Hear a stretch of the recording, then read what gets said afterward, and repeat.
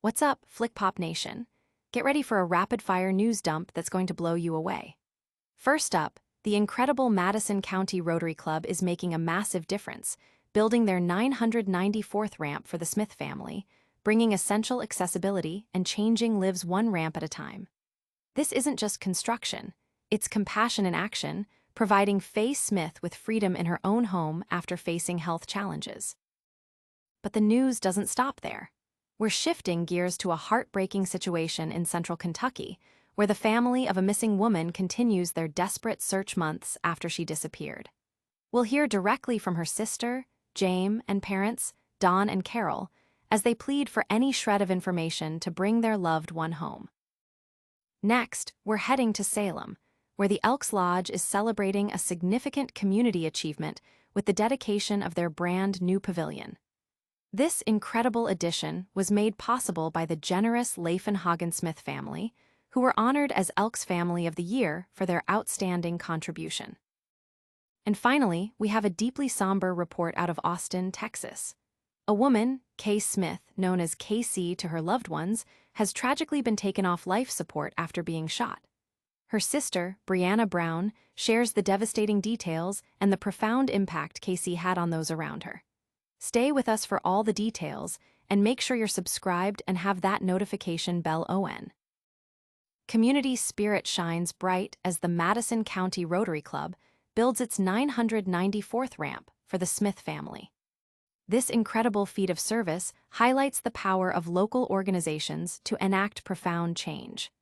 The ramp, a 4FT by 5FT landing and a 16FT structure, was specifically designed for Faye Smith, a longtime resident facing health issues that made her feel like a prisoner in her own home. Faye and her husband Albert have deep roots in Madison County, raising their sons Bobby and Dale and working various jobs throughout their lives. Faye, a former seamstress, and Albert, who had a career in commercial trucking and retail, have contributed to their community for years. Despite Faye's spirited nature, heart problems have made movement difficult and dangerous, increasing her risk of falling. The Rotary Club's intervention, spearheaded by members like Don Sullinger, Archery Bishop, and Alan Phillips, has given Faye back her freedom and dignity. The Smiths expressed their heartfelt gratitude, donating materials to the crew in return. This act of kindness has resonated deeply within the community, with many praising the Rotary Club's dedication to improving lives. The story serves as a powerful reminder of how simple acts of service can have an immeasurable impact on individuals and families. Stay tuned, because the fight for answers continues in our next story. We're heading to Kentucky next, where a family's search for a missing loved one is far from over. Months after her disappearance, the family of a missing central Kentucky woman continues their heart-wrenching search for answers.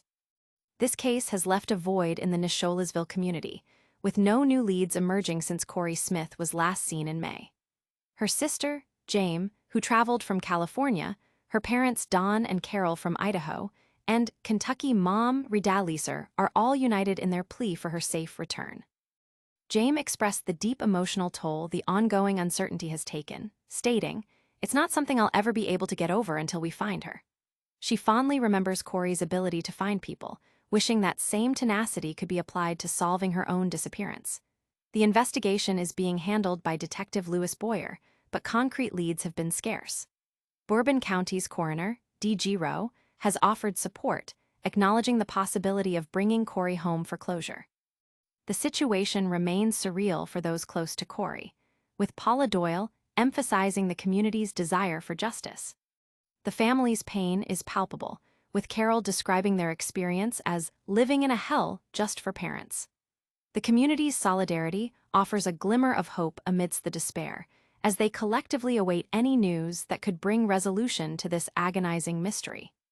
But there's good news brewing in our next segment. We're heading to Salem next, where a community is celebrating a significant new addition. The Salem Elks Lodge is buzzing with excitement as they officially dedicate their brand new pavilion. This fantastic new community space, located on the north side of the building, represents a long-held dream for the lodge and was made possible by the incredible generosity of the Lafenhagen-Smith family.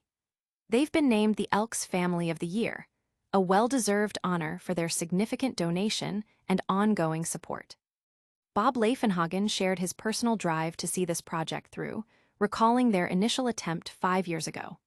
"I've been wanting it for years, and I know the lodge has," he stated, envisioning its use for popular events like chicken dinners and highlighting the aesthetic appeal of the new simulated stone vinyl fence.